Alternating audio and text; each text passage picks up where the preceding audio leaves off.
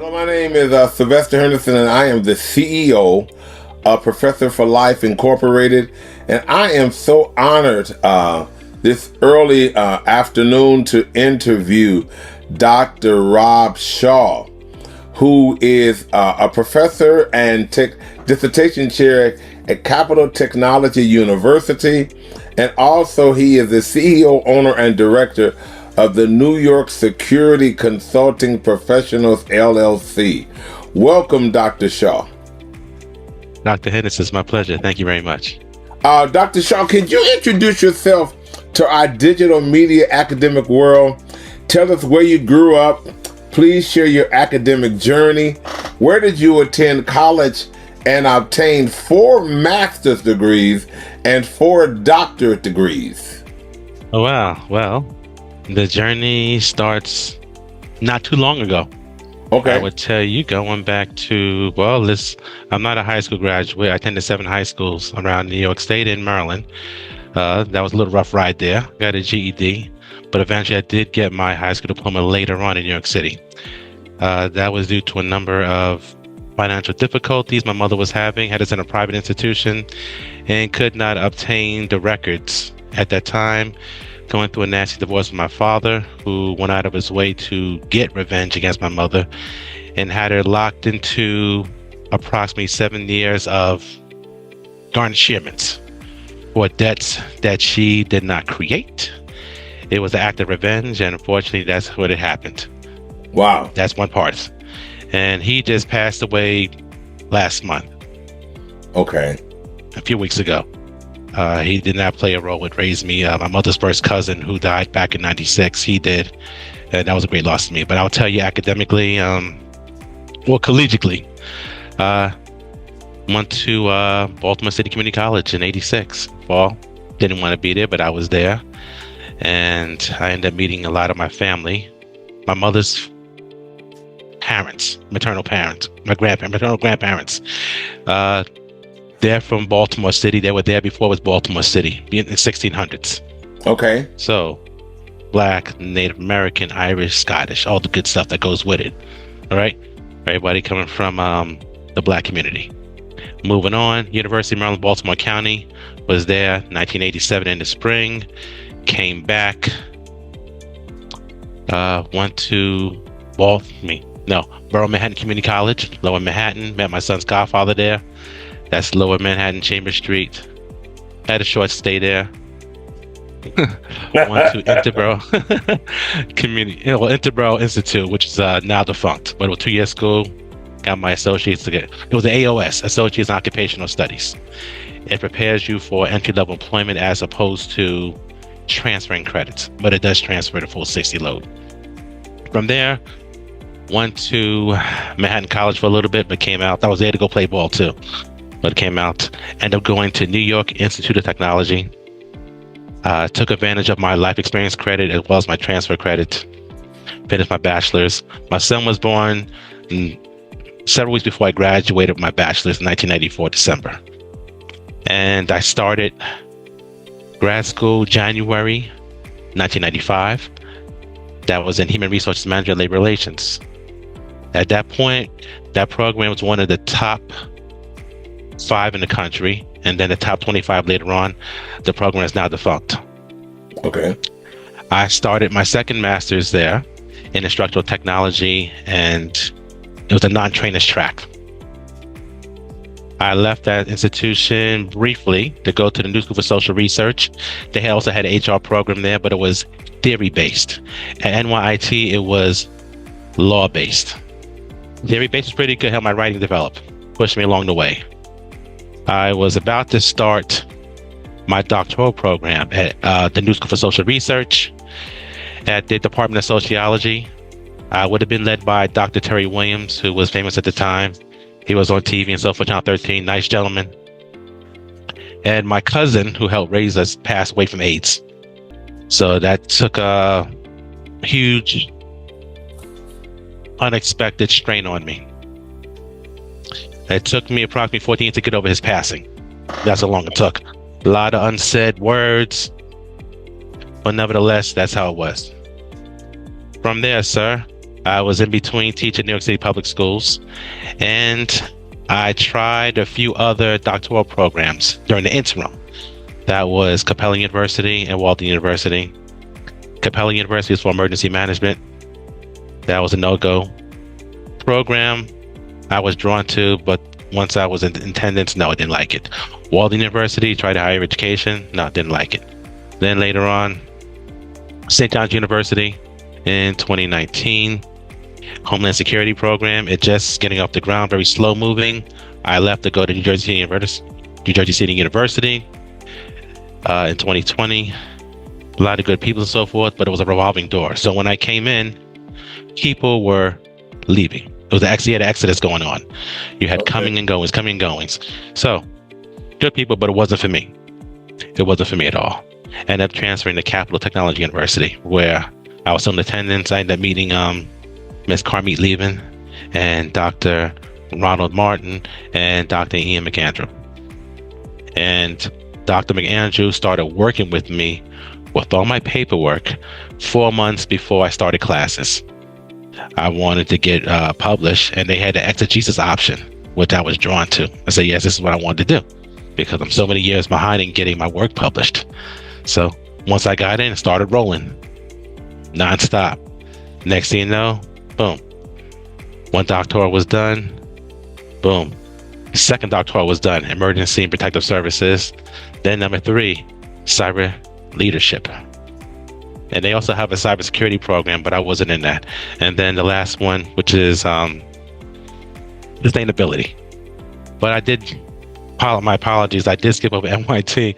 When I came back from my 4th deployment, I re-entered NYT back in 2016 in the fall.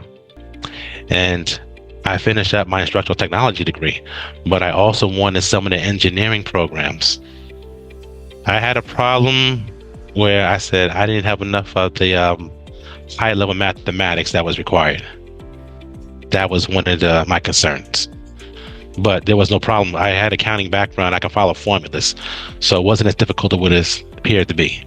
So I finished instructional technology in 2018, June.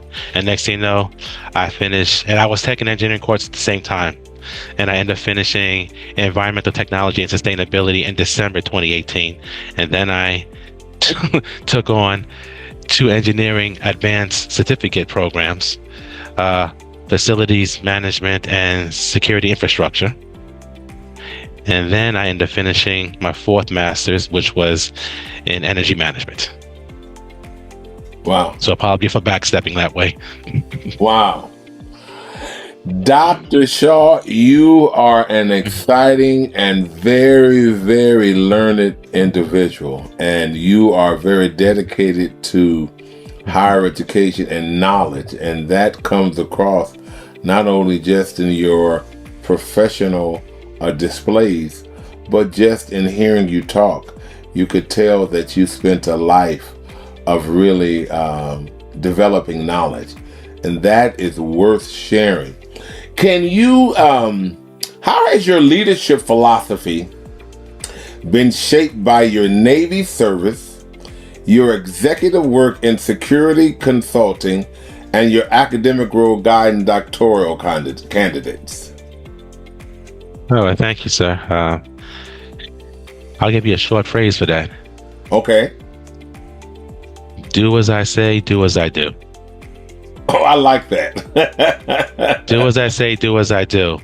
I came from a very strong, I'll tell you this. I never met the Shawe family, like I told you before, sir. The Shawe family, as you can see, my last name has an E on it.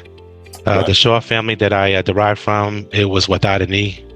I was told they created Shawe University in Raleigh, North Carolina. Never met them. I met some of the Shawes before they passed on. And a lot of everybody who I met in my family, both sides, there was military. There was Civil War, World War I, World War II, North Korea, Vietnam. Okay. And we came from very large members in each group. And for some reason, we was always intermixing. People were sharing their experiences. Some individuals did do as I say, not as I do. I didn't like the contradictions. And that was one part when I came into the military at 34. A number of individuals came in with me. That mindset was very offensive to me. It was just as offensive as calling me an Afro-American, African-American. I never liked those terms. Never liked those terms. Never liked that. If you're going to do something, do it. Don't tell me to do something and then say, "Well, I didn't tell you to do it." Same with Afro-American, African-American, and African-American, which we discussed. There is no such. Afro's not a race. African's not a race. American's not a race. I'm a black American. You want to make reference to me? I'm a black man. There's only one race, the human race. I'm a black man. Probably a black man. You want to say African descent? That's fine. That's fine. I took offense to that when Jesse Jackson started running for president back in '84. He was creating the terminology, and there was no pushback on it. He used African American. Before Jesse Jackson, there was Afro coming out of Malcolm X, Malcolm, and Martin Luther King. During the '60s, it was the Negro term was being heavily used. Heavily used. I grew up in New York City. Not everybody was using it, even though we were the melting pot. When I went to the suburbs, like in Long Island, the term Negro was very heavily used. Yes, it was a classification, but I found it offensive too. Is it a contradiction? Yeah, it can be a contradiction. But I'm a black man. I never saw myself anything other than a black man. One race, the human race. I never said the black race. I never said the white race. No. I learned early on different nationalities, but all ethnicities came from the black genome. That's what I did learn early on. That's what was taught in my family.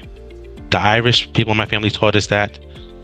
And the Scottish people in my family taught me that was still living at that time. And it wasn't just me that taught my cousins that too. We was all there together.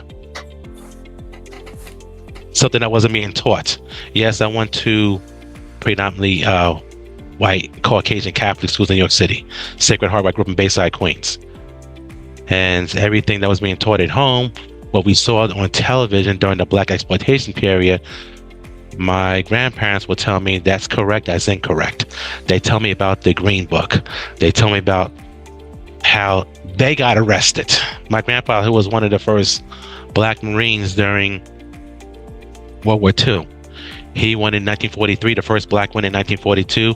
He was part of that wave that went in, the couple of hundreds of thousands. They wouldn't take a lot of Blacks. He told me they would not take them. He said they made them go elsewhere. Go to the Army, go to the Navy. Even though the Marines part of the Navy, they didn't want them. They kept it small. They kept it controlled.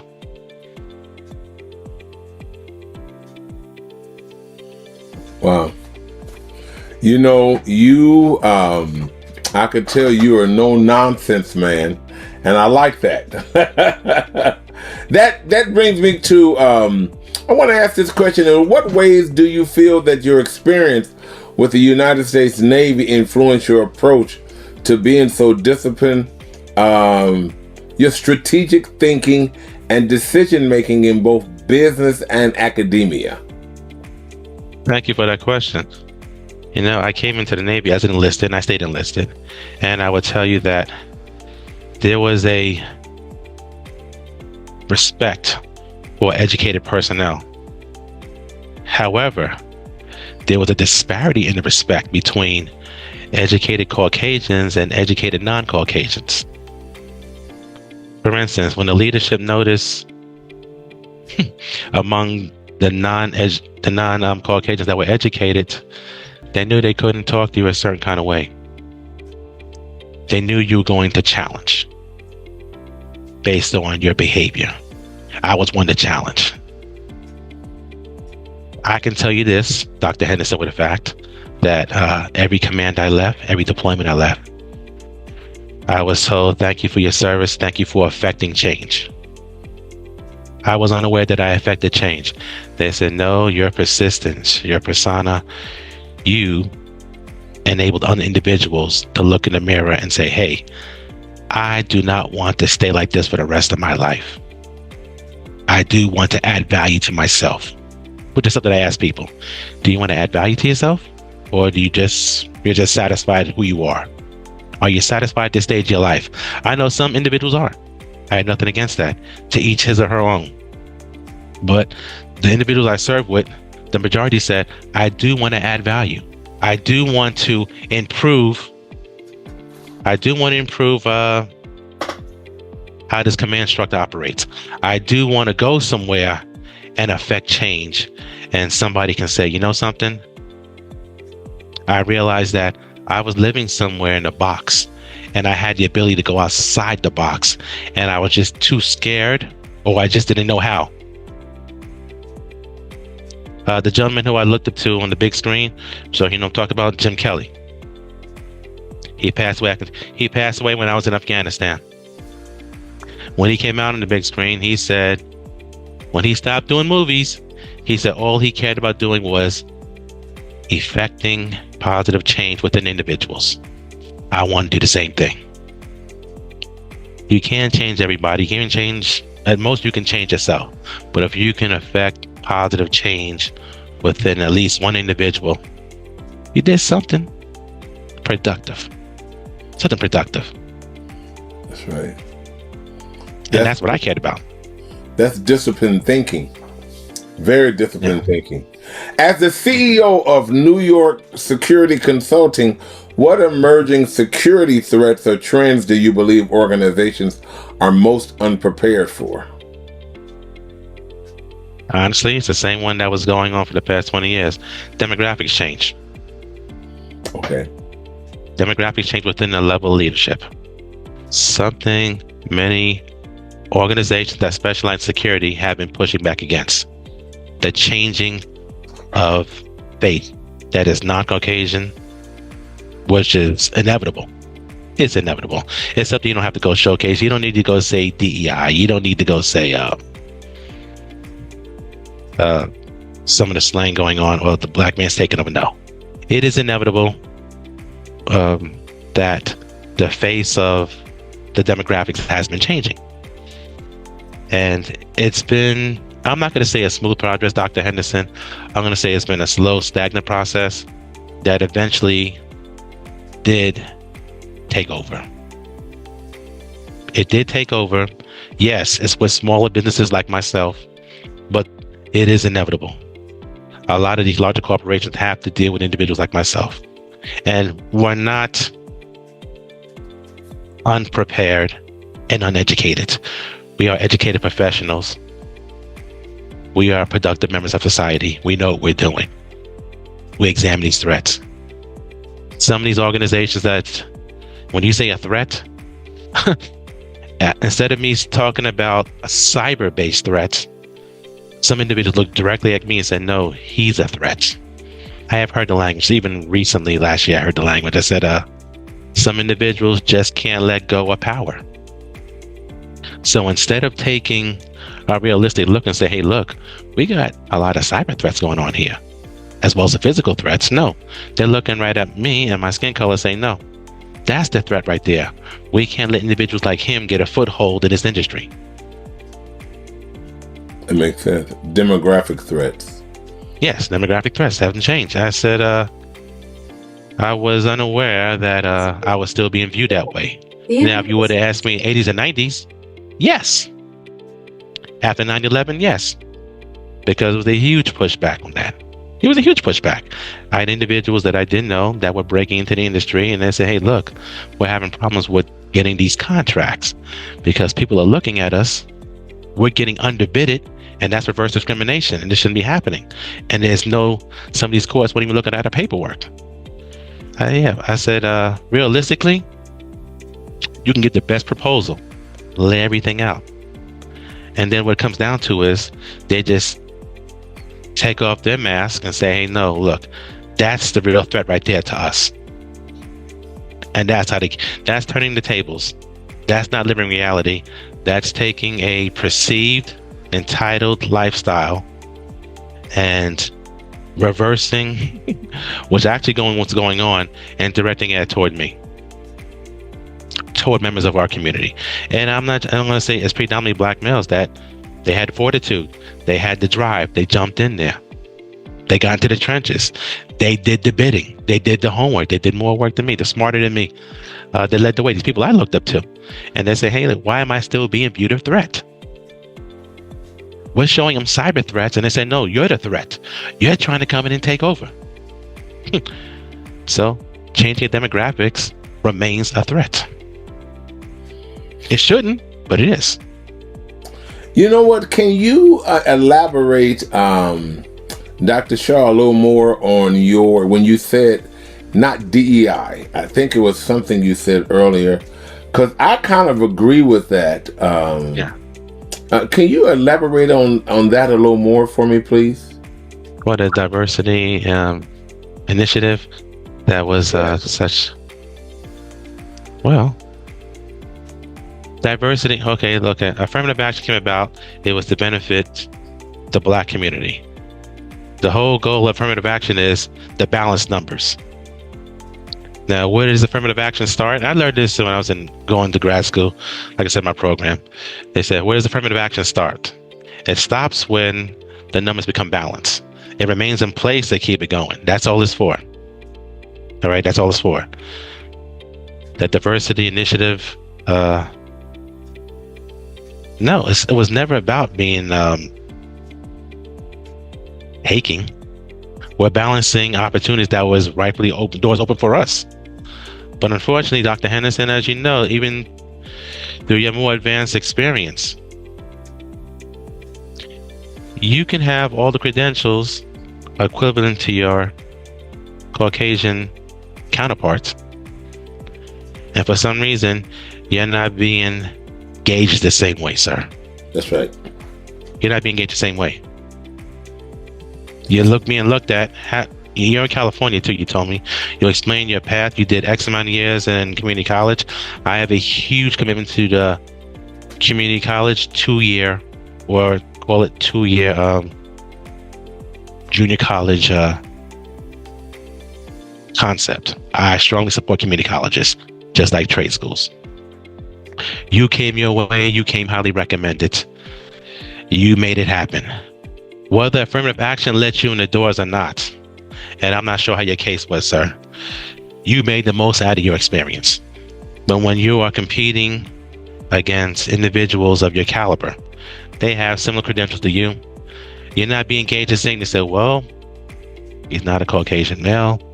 No, he did not grow up in these neighborhoods. He grew up in that neighborhood. So, it had to be some kind of affirmative action / DEI that got him in the door.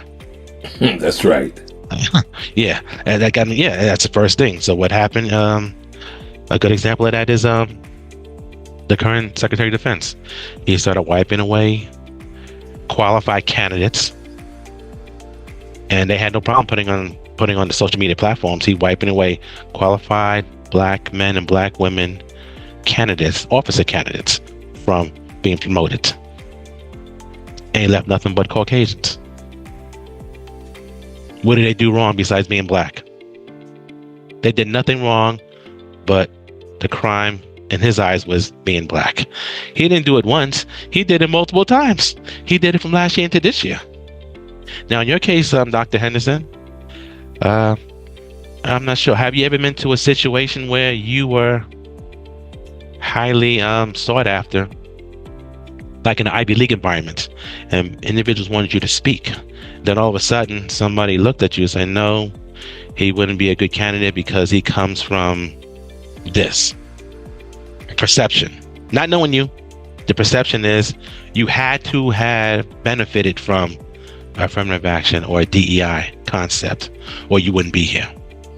I've had that happen several times. Several times. Let me that is such a large conversation, but I want to ask this question. At your dissertation chair at Capital Technology University, how do you help your students translate complex research into practical real-world impact?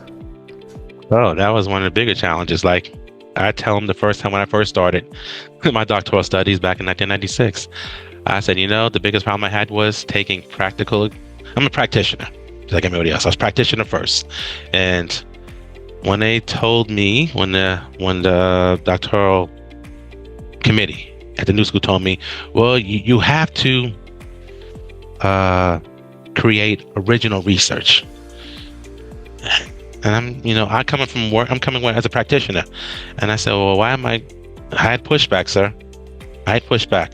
I said, why am I giving credit for my hands-on work to somebody who is an author? So I was offended by that. So I said, okay, I got to make the transition from, okay, you're no longer operating as that practitioner. You're transitioning into being an author. And you want to give credit to those who can substantiate that experience as an author. So they're not stealing nothing from you. And that's what I had to go showcase to my students. I said, this was my approach. And I had to make the adjustment. You're a practitioner, and a lot more practitioners. You're going to take what you learned, and you're going to find authors who can substantiate what you're doing out there in the workforce, or what you learned in the classroom elsewhere, like I have done. And you're going to cite it. That's the biggest challenge. I said, you got to break the mindset. Practitioner into scholar. Definitely two different worlds. And some people, they had a hard time like I did. And I said, no. I said, look, nobody's stealing from you. They're not taking nothing from you. You're just going to give credit to the author who can substantiate what you've been doing. Because when you start writing as a scholar, there's no me's, there's no I's, no us. It is you. All right? You're writing, all right, in the third person. You are going to make the leap. Give yourself time to absorb what I'm telling you, because it's not easy. It's not easy. And then they understood what I started talking about. So we took those baby steps. And then they started seeing that your work as a practitioner is protected. All you're doing now is developing as a scholar. That was the first complex issue. Now, some individuals want to say, well, you know something? We have a lot of real world issues that are very complex. And that's okay. Well, the first thing is, don't try to answer everything. Don't. Take one problem, and within that one problem, make sure you don't try to answer all the alternatives. You just got to address it down. Because if we were at the grad level, the thesis, yes. For me, with engineering programs I did, it was addressing alternatives. I said, for here at the doctoral level, it's very narrow. It's very narrow. Because when you start branching off, you're going to break away from your topic very easily. It's not hard to say, okay, let me go answer this. Now let me go answer this. Now you opened up several doors that took you away from that complex issue. So while you gave a partial answer, now you're starting to answer questions that were not answered, that were not part of the outline. Now that shows lack of focus. Stay with this. And yes, you want to answer these questions, but I tell you what, keep all of these notes with those alternatives, and we can discuss writing articles about that. It's very easy when you're a learner. I'm a learner. I know you're a learner too, sir. When you're a learner, you want to go hit a lot of topics. I show these individuals, look, these are potential future articles you can talk about. And your work is safe. Keep this on the side. Don't throw it out. Put it on the side. Keep this. Stay with this complex issue. And you'll find out that when you have a complex issue, that was the second complex issue, was staying on topic. The third one was going to be, yeah. The third complex issue would be, well, what if the technology's changing? Or, yeah, I said, it's no need to get offended. Technology is always going to be changing. You stay as relevant as possible. If you think the information for your topic is moving too fast, we can suggest changing it. It's something that's a little bit subtle, something that's not moving so fast, something that you can catch up with. And you don't have to worry about every other day you got to go make revisions. No, that's not the way how to go about doing it. that's another complex issue that was we had to address. The speed of a dissertation, Dr. Henderson. I'm quite sure when you had yours, you had to say, well, somebody asked you, well, Dr. Henderson, how fast should I be going? It's not about how fast you should be going. You should have milestones you want to achieve. And if your topic has a lot of moving parts, that may be something you want to consider that's a bit too complex for you, because it's going to keep bringing you back every week to go, you got to change this, you got to change that, you got to change that, you got to change it now. And there were a few that I had a few students that had that. And I said, look, that's moving too fast. Put it to the side. Don't throw it out. Put it to the side. Let's backtrack. Look at your topic again. What do you think we can modify that's going to keep you relevant? Keep you addressing this complex issue, this real world complex issue, and not take you out the loop. Have you a bit more relaxed with your thinking. That's going to allow you to say, okay, yes, this is what I want to do. Yes, this is, I'm following all the steps. I'm not in a rush, and I'm making real world progress, and I'm on the verge of creating real contributions to the world of academia. Well, you know what? You talked about focus. You've talked about staying true to your task and not allowing your interest to become so widespread that you really can't get down to the core of whatever question you're trying to answer. But that brings me to another question, cross-sector leadership in a sense. You've led in military, academic, and corporate environments. What leadership qualities remain constant across all three, and which must adapt? Well, you said it right there in the word. I can say adaptability, or I can use the word flexibility. Okay. Two terms right there, right? Similar but different. And then I can also say, and this is difficult. Well, I always put patience at the top there as well. You need patience in order to execute flexibility or adaptability. You need the patience. You really do need patience. You need the patience for everything that's going on around you. Obviously, you cannot control it. And I tell people this, you can't control what's going on around you. Have the patience to go see the process through. Know when to move in and to move out of it. That requires adaptability or flexibility. So patience comes number one. Number two, and this is a problem I still have right now. I have individuals that remain with biased mindsets. Have to become unbiased. Whatever perceptions or preconceived notions one has picked up along their path from academia or professional experience or both, have to learn to unlet that go. Why is that? That could be a misguided force for your decision-making process. Preconceived notions and biased thinking can hurt. That's right. It blocks adaptability. It blocks flexibility. It blocks your patience, if you have any. I learned very early on to adopt patience very painfully. Every bit of patience I acquired came very painful in the process of the ladder.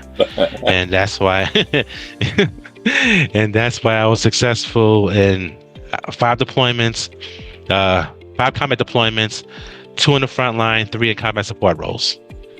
Yes, I was enlisted, but at the same time, I was in leadership roles. And as my good friend, Chief Petty Officer Tanja, her last name is, she changed to Gaithers. He's in Maryland right now. She said, M1 Shaw, I got the same respect as the colonels, the generals, and the sergeant majors. Every tour he went on, he got the same respect. He got people come to him for the leadership. People came to him for the advice. People came to him. He was most resourceful. Yeah, you should always make yourself most accessible. Make yourself approachable. It doesn't mean you're flawless. It just means that people can come to you and count on some type of substance you can offer. That's right. Yeah, you could offer substance, sir. What you're talking about is all these being flexible and adaptable. Sometimes when you're not, it hinders sensibility, professional sensibility, and you're not able to be sensible you're not able really to, I don't want to say make any sense, but you're not able to impact anything, which kind of deals with your individual decision making, which is another question I want to ask. How do you ensure ethical standards remain central when working in high stakes fields such as security, consulting, and doctoral research oversight? You know, this is one thing that applies again, sir. Do as I say, do as I do. Okay. Yeah, it carries heavy in doctoral. Let's start with doctoral first, right? Doctoral leadership. I show them, I say, all right, here's a rubric. I want you to follow these rubrics. It's giving you an approximate number of pages. You don't have to fulfill the page numbers, but answer every question of each concept within the rubric. Once you do that, you're good to go. Do not block yourself from answering everything completely. If you look at a page number, oh, I can't go past that page number. Oh, I can't. No, don't do that. Once you start flowing, lead. I'm going to lead the way. I say, I'm doing the work with you. So I'll do the work with them, Dr. Henderson. And I'm showing them.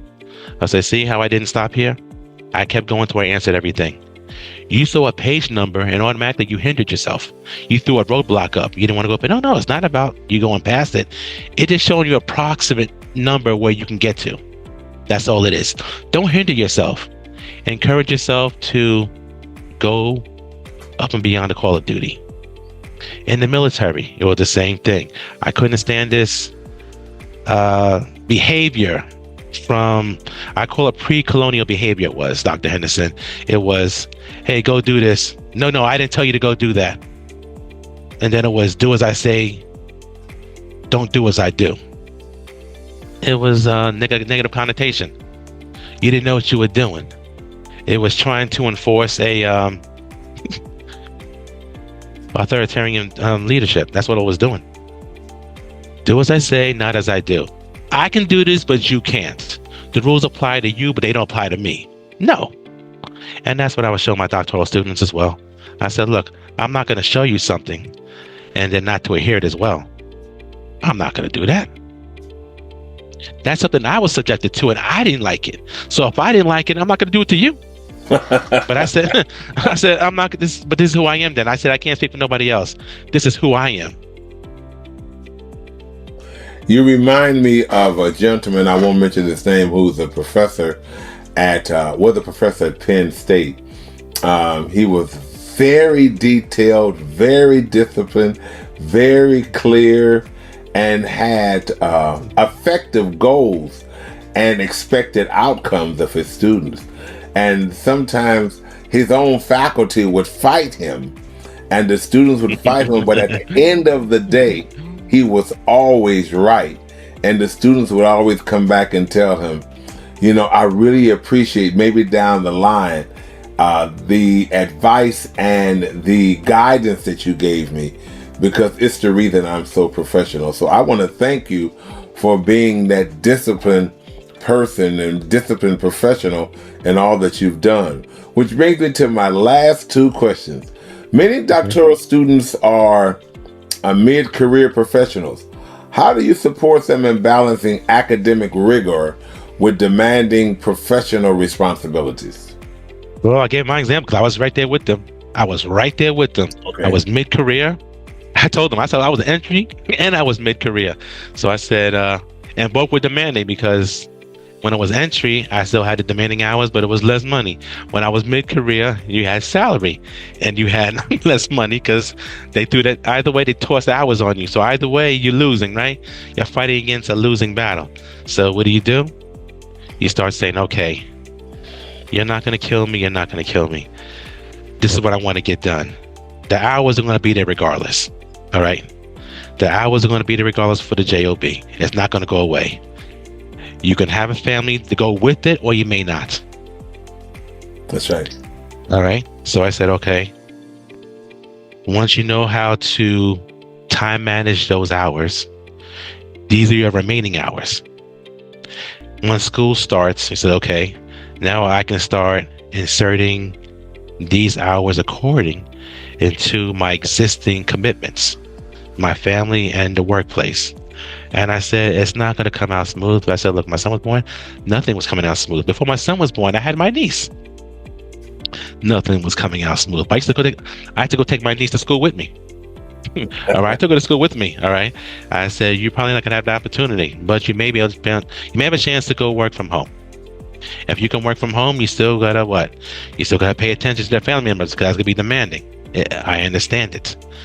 I always prided myself to put myself in someone else's shoes and know how that is. I was in that transition. I was in and I was out. I know how it was. None of it was easy.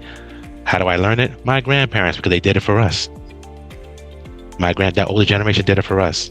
The uncles and aunts and older cousins that helped raise me, they did it for us. They did the transitions. And I'm sure they wanted to go do other things, but they made us a priority. They made me a priority. The same way when they were growing up during the Depression, and my grandmother told me that they had a Depression sandwich, it was 1 penny. You got cheese and lettuce, and sometimes you got lucky with a slice of bologna. You couldn't get it. That's how bad it was. You couldn't get this sandwich for 1 penny. And that was 1928, 1929, 1930. My grandmother told me that's how it was. A lot of them had to go resort to smoking cigarettes to go get the hunger away. So I said, okay, I understand. You had to go make transitions to balance out not having food. And then the uncle that took on my grandmother and all her cousins, while everybody else left Baltimore City to come up north. They came to Long Island. They went to Boston, Massachusetts to go clean homes because there was no jobs in Baltimore. So I understood those transitions and I shared them. Sacrifice. It could be done. However, it may not be done at the pace you want it to be done. And I said, understand that too. You may not take the course load you want to get done. Happened to me. It can be frustrating. You're trying to get more done. There'll be days where you'll be surprisingly freed up. And you say, damn, I could have got this done. But I couldn't because the other times you were overwhelmed. You had other commitments. That's right. No, you couldn't. You got to figure it out. Yeah, you just work it out. You work it out. You take what's realistically in front of you and you start balancing it. And you say, you know something? I can work the job, I can take care of the family, and I can take this course. That's right. And I can't do this course right now, but perhaps next semester, maybe I can go balance too. But right now, I could definitely get in this course. And this is most important to me. And I tell them, please, if you get frustrated, reach out to me. Don't drop the load and say, I'm going to go withdraw from school completely because I think taking one course is too slow. No, this is how you balance it. This is acceptable for now because your commitments are too overwhelming. This is giving you balance that allows you to get everything done. And yes, the academic pace is going to be slow, but only temporarily, sir. It's only temporarily until your situation improves. That's right. Dr. Robb Shawe, yeah. I am so grateful to have had a chance to have this effective conversation with you today. Are there any final thoughts or ideas you would like to communicate? You are an enthralling professional, and what an honor it has been for me to speak with you. Oh, actually, there is. Thank you very much, Dr. Henderson. It was a pleasure to be here, but I want to share this. For the individuals who are seeking to get published, when these tier 1 level journals reject you, it's okay. Everybody cannot get into the best of the best journals automatically. Some individuals have the automatic hookup from the employer or from their school or from somebody they know. If you can't get in, it's okay. Start with the tier 2, which I have done. It was for me, we're getting my Jesus done, the first doctorate, it was a requirement. And it was a painful experience going through a list of journals that I utilized most of the time. They were tier 1. The quality of the articles were very good, but they were rejecting my articles. Okay, they don't take you. No big thing. It doesn't make you a lesser person. Keep at it. Go to the tier 2 level journals. And once you're in and you're publishing quality articles, people start knocking on your door. That's what happened to me. I put out a lot. not only did they take individuals like myself who weren't getting a chance, but our articles improved the level of articles they were producing for their journals. So that's something to look at for those individuals who just finished their dissertation or who are doing their dissertation and they're looking to get published. If you don't have that door open right now, it's okay. It's not going to make or break you. Many of us have to go to a lower tier to get in. It's okay. That's all I got to say for now. I want to thank you. As the CEO of this podcast, I've had the opportunity to speak with many people, and everyone is so uniquely different. And I can truly say that speaking with you have been a delight today. And you are a very unique professional, and you have a lot to offer. And I wish nothing but life blessings for all that you continue to do. And thank you once again, Dr. Robb Shawe, for coming on and allowing me to speak with you. Do have a God bless day. And thank you once again, sir. Now, Doctor, and I said my humblest thanks, and I'm overwhelmed by your presence, and I'd like to go talk to you again sometime in the near future. You shall. Okay, right. Be blessed. Have a good day. You too. Thank you much. Thank you. Bye-bye now. Bye now.